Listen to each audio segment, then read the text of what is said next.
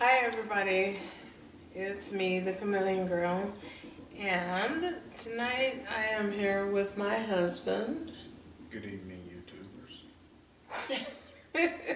He's very formal tonight, but we wanted to talk to you guys about a serious situation that couples go through, and I would like for him to start, and we will tell you guys some of the ways that we got through some situations. Basically, my wife proposed an idea to me to do a video on YouTube explaining to others who may struggle with communication. And we decided to title this When to Talk and When to Listen. What's really important in any relationship is the ability to communicate. Communication is not just talking. As a matter of fact, it's exactly the opposite. Communication is more listening. Communication is more than just the words we use. It's how we use those words. And it's also the body language that we project. With communication is more than just talking. As a matter of fact, communication is exactly the opposite. Communication really starts with listening. The listener must have the ability to hear what the sender of the message, what they're truly actually trying to say. Most forms of miscommunication occur not because of the words that we choose, but it's the nonverbal communication that we use. It's our body language, it can be our body position, it can be the frown, the smile, the smirk, the rolling of the eyes, tapping of a pen, fidgeting of the fingers. All of these are clues that lead to. So in order to communicate effectively with your spouse, it starts with listening. Mm-hmm. The big question comes in, who gets the floor first? How much time is allotted? Do you choose to debate one or two topics? What's the severity of the topic that you are trying to debate? All of these are factors that one must consider when they're communicating with their spouse. And the ultimate factor that we must consider is this the correct time? Timing is everything. If you notice your spouse may be in a cheerful mood, you will be naturally inclined to want to keep your spouse happy. So you would rather table that topic and enjoy the good times, and then when the mood turns sour, that definitely is not the time to discuss a sensitive issue. So the ultimate consideration one must make is, when is the correct time, and am I ready to listen to what my spouse has to say? And I agree wholeheartedly. People, not what you say, it's how you say it. However, I just agree wholeheartedly with my husband. It's also when you say it. Because timing is everything. You want to pick the right time to address an issue that is concerning you. And, I have to go back a little bit and explain to you all that we are not relationship experts, but we have managed to grow within our marriage so much that we felt like we can help someone else. Because we have been there, what you're going through, we have done that, what you're going through. We've been through a lot together, and ultimately we found out or discovered that our communication was all wrong. I used to think it was all about love and well, love conquers all.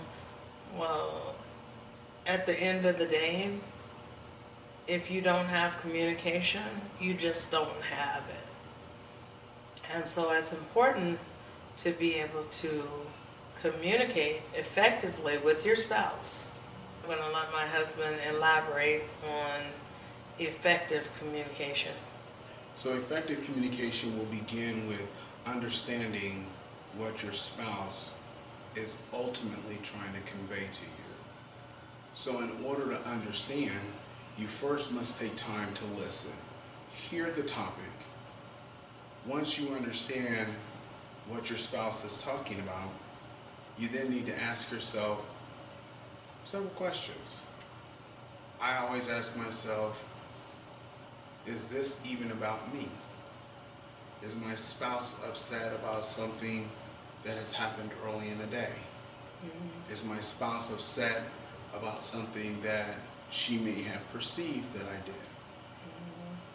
Is she upset with me over something that I did and my intentions were exactly the opposite of the emotion that she's feeling? So when you take that time to listen, you can hear more from your spouse. However, we are emotional creatures. Men, we have to learn how to bridle a few things. And the first thing that a man must learn how to bridle is his mouth. And this is not to say that you don't have a voice and that you should not speak up. Men, when you choose to listen to your spouse and you ask yourself the before mentioned questions, you also must have the ability to multitask and not lose sight of the conversation at the moment.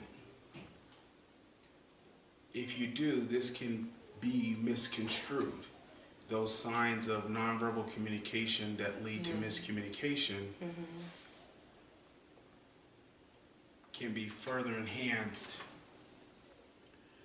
by your appearance of a lack of attention.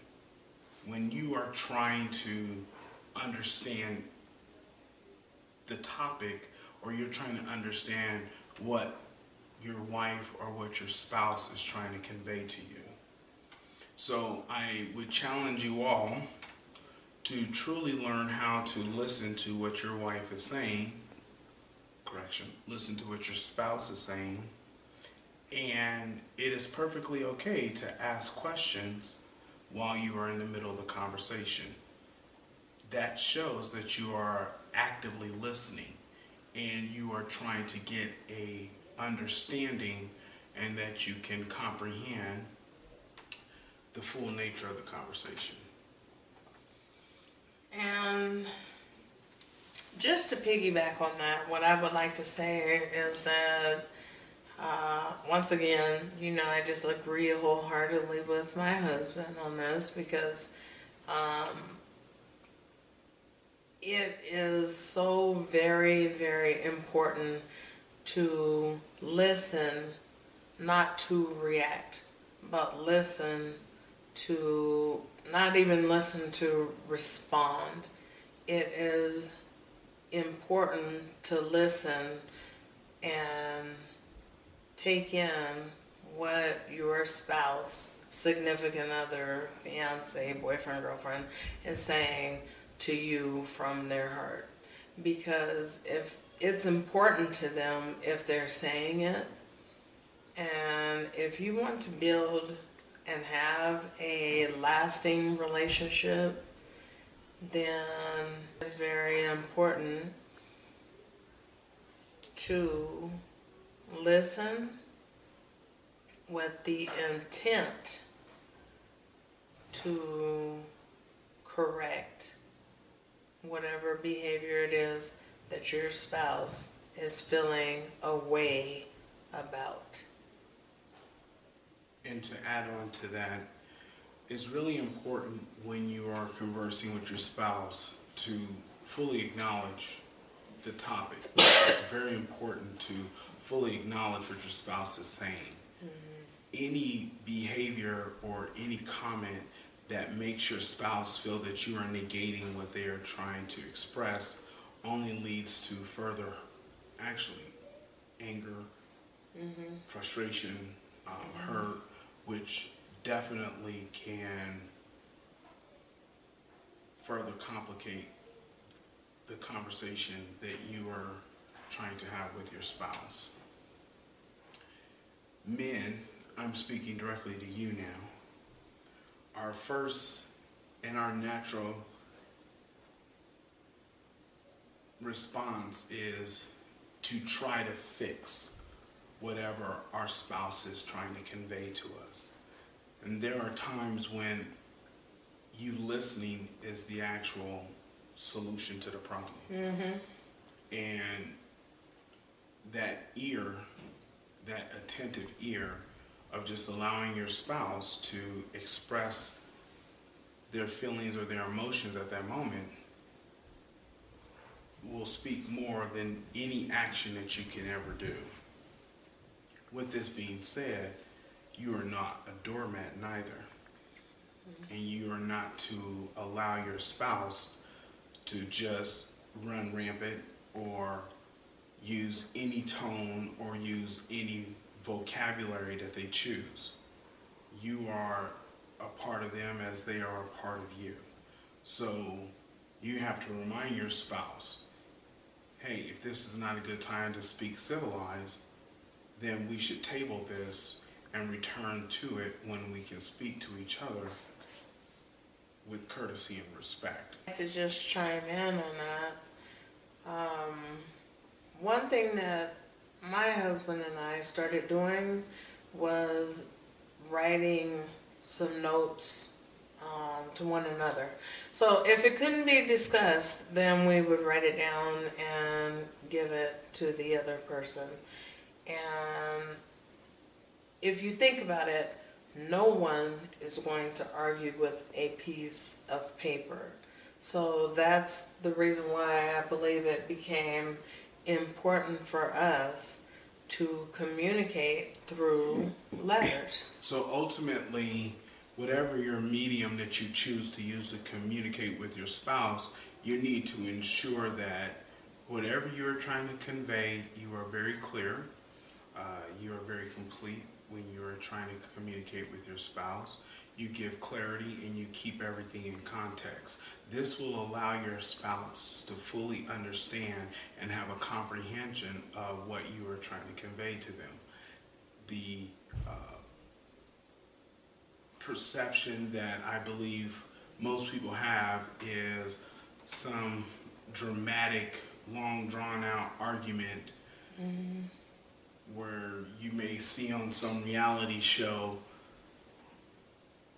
That just leads to the worst form of communication, which is destructive arguments. And destructive arguments can only further complicate the topic, but it also adds further complications into your marriage. So I would just like to encourage everyone, when you are having a conversation with your spouse, one of you have to sit and listen. Because if both of you are talking, nothing is ever said. And nothing is ever heard. If two people are hollering and screaming at each other, nobody remembers anything except for the harsh words that were used, the hollering and the screaming. Nothing is conveyed in the message that you were trying to get across. And the last thing that I would like to say is that communication is the key to a successful marriage.